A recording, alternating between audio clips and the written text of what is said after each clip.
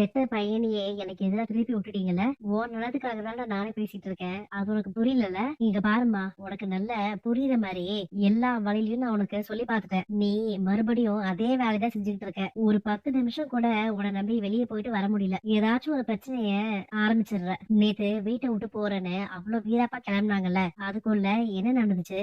எதுக்கு திரும்பி வந்து வீட்டுக்குள்ள உட்கார்ந்துட்டாங்க?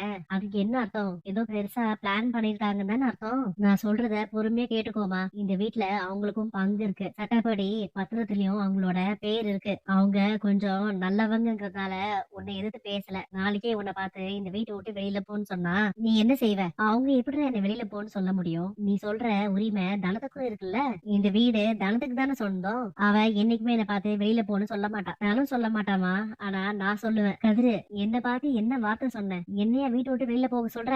நல்லா சொல்றேன், மறுபடியும் கேட்டுக்கோமா. நீ இதே மாதிரி பிரச்சனை பண்ணிட்டே இருந்தனா அப்புறம் நானே உன்னை வீட்டை விட்டு வெளியே அனுப்பிடுவேன். டே மாப்பிள்ள, என்னடா அம்மாவை பார்த்து இப்படி ஒரு வார்த்தை சொல்லிட்ட? நீ பண்ணது ரொம்ப தப்பு கதிரு. என்னது இது? மாமா இப்படி பேசிட்டு போறாரு. சின்ன வயசுல நான் பார்த்த மாமாவா இது? கண்டிப்பா இல்ல. இது ஏதோ புதுசா வந்த கதிர் மாதிரி இருக்கு. யாரோ இப்படி எல்லாம் பேசுங்கன்னு அவர்கிட்ட சொல்லி கொடுத்திருக்காங்க. மாமா இப்படி எல்லாம் பேசி நான் பார்த்ததே இல்ல. என்ன பேச்சு, என்ன சத்தம், என்ன வேகம்! உங்களை எதிர்த்து ஒரு வார்த்தை கூட மறுபேச்சு பேசாத மாமாவா இது?